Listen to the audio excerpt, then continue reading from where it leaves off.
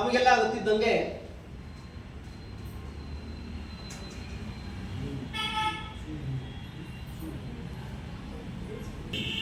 ಒಂದು ಸೆಪ್ಟೆಂಬರ್ 1956 ಭಾರತೀಯ ಜೀವ ವಿಮಾ ನಿಗಮ ಉಗಮ ಆಯಿತು. ಅಂದಿನಿಂದ ಇವತ್ತಿನವರೆಗೆ ದೇಶದ ನಾಗರಿಕರ ಮತ್ತು ದೇಶದ ಏಳಿಗೆಯನ್ನ, ದೇಶದ ನಾಗರಿಕರ ರಕ್ಷಣೆಯನ್ನು ಹೊಂದಿಕೊಂಡು ಈಗಿನ 14 ಲಕ್ಷ ಪ್ರತಿನಿಧಿಗಳ ಒಂದು ಸಹಯೋಗದೊಂದಿಗೆ ಅಭಿವೃದ್ಧಿ ಅಧಿಕಾರಿಗಳು, ಬೇರೆ ಅಧಿಕಾರಿಗಳು, ಎಂಪ್ಲಾಯೀಸ್, ಎಲ್ಲ ಎಂಪ್ಲಾಯೀಸ್, 1 ಲಕ್ಷಕ್ಕಿಂತ ಹೆಚ್ಚು ಎಂಪ್ಲಾಯೀಸ್ ಎಲ್ಲರನ್ನ ಸೇರಿಸಿಕೊಂಡು ಈ ಒಂದು ಮಹತ್ತರ ಕಾರ್ಯವನ್ನ ಮಾಡ್ತಾ ಬಂದಿದೆ ಸ್ನೇಹಿತರೆ. ಈ ಒಂದು ನಿಮಗೆಲ್ಲ ಗೊತ್ತಿದ್ದಂಗೆ ಭಾರತೀಯ ಜೀವ ವಿಮಾ ನಿಗಮ 68 ವರ್ಷಗಳ ಸತತ ಸೇವೆಯನ್ನ ದೇಶದ ಅಭಿವೃದ್ಧಿಗೋಸ್ಕರ ಮಾಡ್ತಾ ಬಂದಿದೆ. ಇದು ಈ ಒಂದು ಹಾದಿ ಸುಲಭ ಏನು ಇರಲಿಲ್ಲ ಸ್ನೇಹಿತರೆ.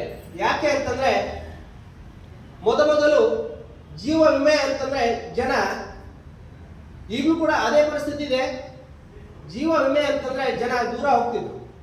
ವಿಮೆ ಅನ್ನೋ ಕಾನ್ಸೆಪ್ಟೇ ಗೊತ್ತಿರಲಿಲ್ಲ, ವಿಮೆ ಅಂದ್ರೇನೆ ಗೊತ್ತಿರಲಿಲ್ಲ.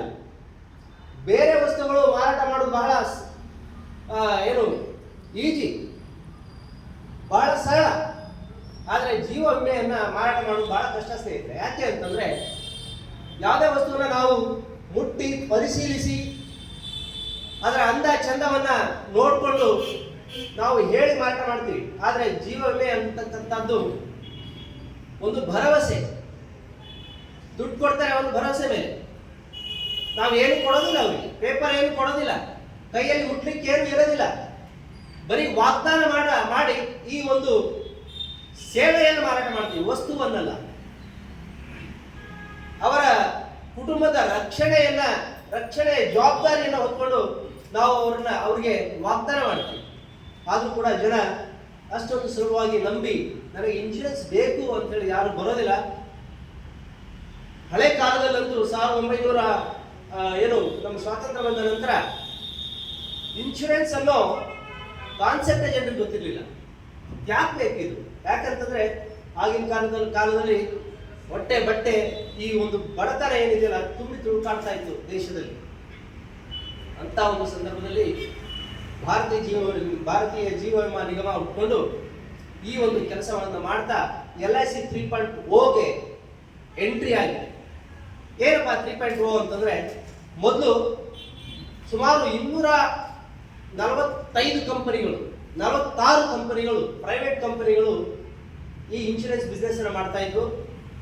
ಆಗ ಬಹಳಷ್ಟು ಫ್ರಾಡ್ ಅಂತ ಹೇಳ್ತೀವಿ, ಮೋಸದ ಒಂದು ಕೆಲಸ ಇನ್ಶೂರೆನ್ಸ್ ಫೀಲ್ಡ್ ಅಲ್ಲಿ ಬಹಳಷ್ಟು ತಲೆ ಎತ್ತಿ ಈ ದೇಶದಲ್ಲಿ ಮೋಸದ ವ್ಯವಹಾರ ಆಗ್ತಾ ಇತ್ತು.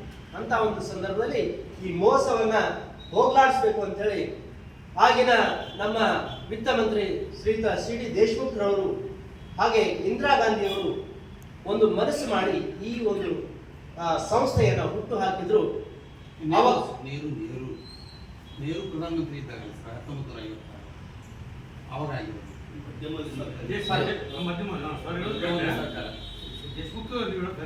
ದೇಶಮುಖ್ ನೆಹರು ಪ್ರಧಾನಮಂತ್ರಿ.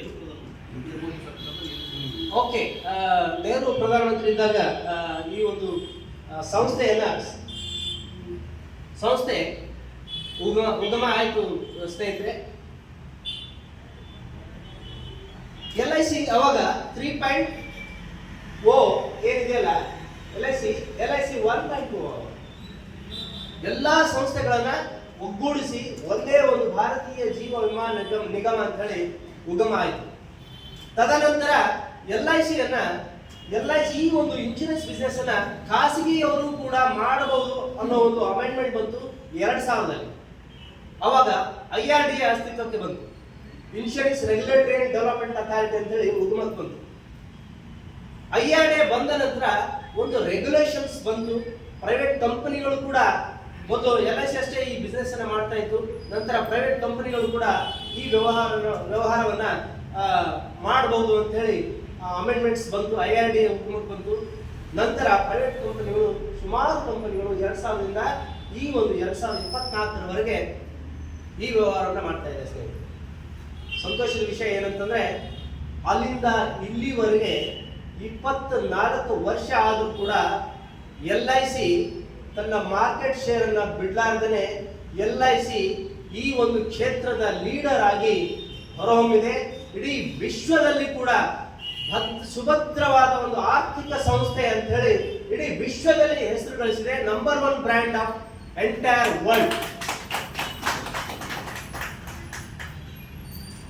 ನಂತರ ಏನಾಯ್ತು ಸ್ನೇಹಿತರೆ, ಮಾರ್ಕೆಟ್ ಶೇರ್ ಈ ಎಲ್ಲಾ ಒಂದು ಏನು ಪ್ರೈವೇಟ್ ಇನ್ಶೂರೆನ್ಸ್ ಕಂಪನಿಗಳು ಬಂದು ಕೂಡ ಈ ಒಂದು ಭಾರತೀಯ ಜೀವ ವಿಮಾ ನಿಗಮದ ಪಾಲು ಎಲ್ಲ ಮೋರ್ ದೆನ್ 70% ಪಾಲನ್ನ LIC ಹೊಂದಿದೆ ಅಂತ ಹೇಳಿ ಬಹಳ ಸಂತೋಷ ಆಗ್ತದೆ. ಹಾಗೇನೆ ನಂತರ LIC 2.0 ನಂತರ ಈಗ 3.0 ಏನಂತಂದ್ರೆ ಸ್ವಲ್ಪ ಭಾಗವನ್ನ ಈ public share holding IPO initial public offering ಮುಖಾಂತರ ಪಬ್ಲಿಕ್ ಕೂಡ LIC ಯಲ್ಲಿ ಶೇರ್ಸ್ ಅನ್ನು ಹೊಂದ್ಕೊಳ್ಬಹುದು ಅಂತ ಹೇಳಿ ಈ ಒಂದು ಅಮೆಂಡ್ಮೆಂಟ್ಸ್ ಬಂತು. ನಿಮಗೆಲ್ಲ ಗೊತ್ತಿದ್ದಂಗೆ ಈಗ LIC 3.0 ನಲ್ಲಿ ಎಂಟ್ರಿ ಆಗಿದೆ. ನಾವೆಲ್ಲರೂ ಕೂಡ ಬಹಳಷ್ಟು ಜನ LIC ಶೇರ್ಸ್ ಅನ್ನು ಹೊಂದಿದ್ದೇವೆ. LIC ಶೇರ್ಸ್ ಫಸ್ಟ್ಗೆ ಲಾಸ್ ಅಲ್ಲಿದ್ದು ಬಹಳಷ್ಟು ಜನ ದುಡ್ಡು ಕಳ್ಕೊಂಡಿದ್ರು. ಅದೊಂದು ಟೆಂಪ್ರರಿ ಫೆನಾಮಿನಾ ಇತ್ತು, ಟೆಂಪ್ರರಿ ಒಂದು ಏನು ಸೆಟ್ ಬ್ಯಾಕ್ ಇತ್ತು. ಆದರೆ LIC ತನ್ನ ಗ್ರಾಹಕರನ್ನ ಯಾವತ್ತೂ ಬಿಟ್ಕೊಡ್ಲಿಲ್ಲ. ಈಗ 900 ರೂಪಾಯಿಯಿಂದ ಮಾರಾಟ ಮಾಡಿರ್ತಕ್ಕಂಥ ಶೇರ್ಸು 1100ವರೆಗೆ ಇದೆ. ಎಲ್ಲರೂ ಕೂಡ ಷೇರುದಾರರು ಎಲ್ಲರೂ ಕೂಡ ಈ ಒಂದು ಸಂಸ್ಥೆಯ ಲಾಭದಲ್ಲಿ ಪಾಲುದಾರರಾಗಿದ್ದಾರೆ ಅಂತ ಹೇಳಿಕ್ಕೆ ಬಹಳ ಸಂತೋಷ ಆಗ್ತದೆ ಸ್ನೇಹಿತರೆ.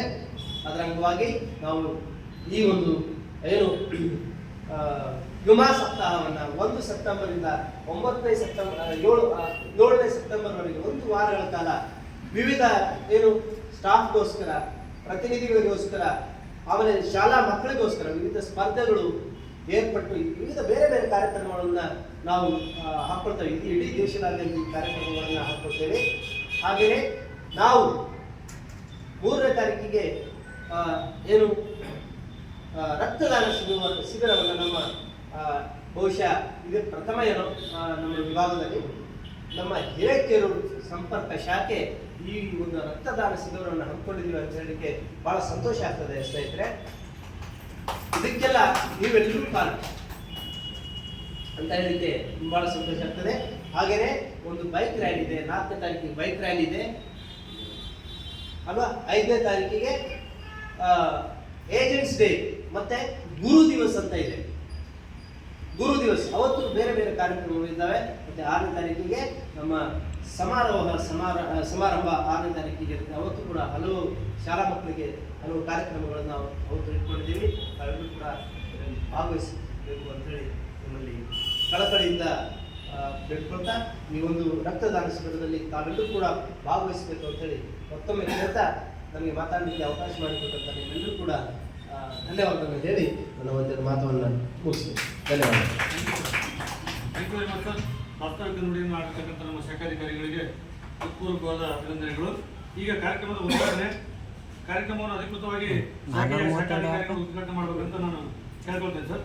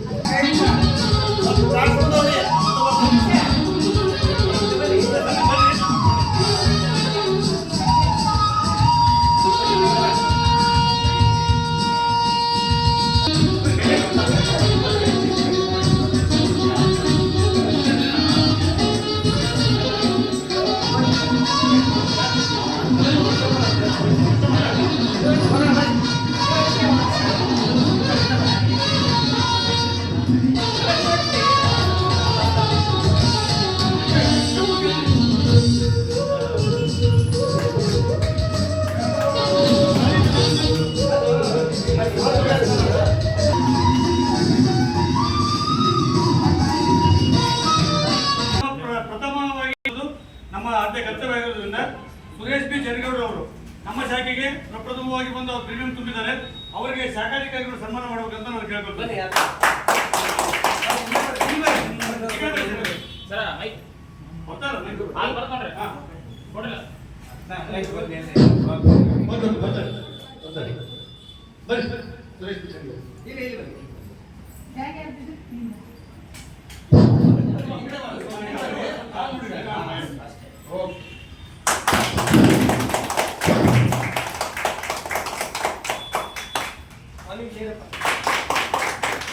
Thank you.